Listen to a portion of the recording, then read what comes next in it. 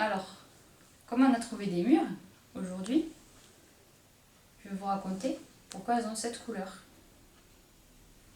Alors d'abord, il y a très longtemps, toutes les murs elles avaient cette couleur-là. Toujours, même quand elles étaient mûres. Et à cette époque-là, il y avait 2 familles qui vivaient en Grèce, dans des maisons voisines qui étaient séparées par un grand mur. Et dans une des maisons, il y avait un fils qui s'appelait Pyrame, et dans l'autre maison, il y avait une fille qui s'appelait Thisbé. Et eux, ils s'étaient jamais vus, mais leur père, ils se détestaient. Et un jour, par hasard, il se trouve que le père de Pyrame avec Pyrame et le père de Thisbé avec Thisbé, ils vont se promener au marché, et sur l'agora et tout ça. Et ils finissent par se croiser. Donc ils se jettent des regards assassins. Et Pyrame, il demande à son père, mais c'est qui ce monsieur et cette jeune fille? Il dit, oh, bah, ce monsieur, il vaut rien, et sa fille, elle doit pas valoir mieux. Et de son côté, Thisbé, pareil, elle dit, mais c'est qui ce garçon avec son père? Oh, bah, c'est notre voisin qui vaut vraiment rien, et son fils, il doit pas valoir mieux non plus.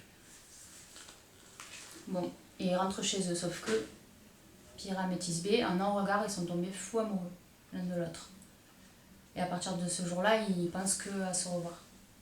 Et donc, tous les jours, ils arrivent à trouver le moyen de se parler à travers le mur qui sépare leur jardin. Et ils parlent comme ça des nuits entières. Et un jour, ils aperçoivent même une fissure dans le mur qui est assez grande pour que Thisbé puisse passer la main. Donc, ils arrivent à se toucher. Mais comme ils savent que leur père, ils ne voudront pas les marier quoi qu'il arrive, ils finissent par décider de s'enfuir ensemble et de se marier dans une autre ville, dans un autre pays. Et donc, ils attendent la nuit. Et à la nuit tombée, Thisbé, elle sort sans faire de bruit, elle sort de sa maison. Et elle se rend sur leur lieu de rendez-vous, qui est une colline, où il y a une fontaine, donc juste après la ville. Elle se rend là, comme elle est en avance, elle attend. Et puis tout d'un coup, elle voit arriver un lion, qui lui fait très peur.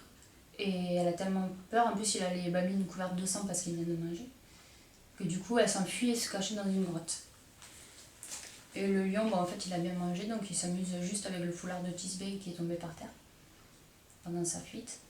Il s'amuse et puis il joue avec, et comme il a des gros crocs, il troue le tissu. Et puis à un moment, il en a marre et il s'en va.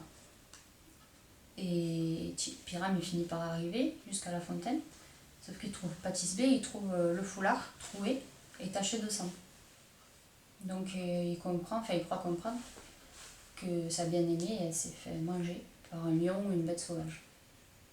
Et il est désespéré et il ne veut plus vivre s'il n'y a plus sa bien-aimée. Alors il prend son épée et il la plante dans sa poitrine. Et ensuite, il la retire. Et il y a le sang qui gicle sur les murs qu'il y a juste à côté, les murs blanches. Et elle se couvre de rouge. Et il meurt. Et il reste là mort par terre. Et Thisbé, un peu de temps après, finit par revenir pour attendre son amant, et elle le trouve couché par terre et mort. Donc elle décide elle aussi de le rejoindre dans l'au-delà. Elle prend son épée qui est encore couverte du sang de Pyrame, elle se la plante dans la poitrine et elle pleure vers les murs et elle leur demande de porter leur mémoire, de se souvenir d'eux et de leur amour.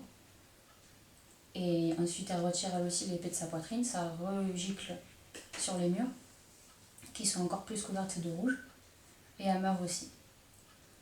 Et les murs rouges, tout à coup, elles se couvrent de noir, toutes, un signe de deuil, pour porter la mémoire des 2 amants Pyrame et Thisbé. Et c'est pour ça que depuis ce jour-là, les murs naissent blanches, puis rouges, couvertes de sang, puis noires pour porter le deuil. Et comme ça, elle commémore tous les ans la mort des 2 amants.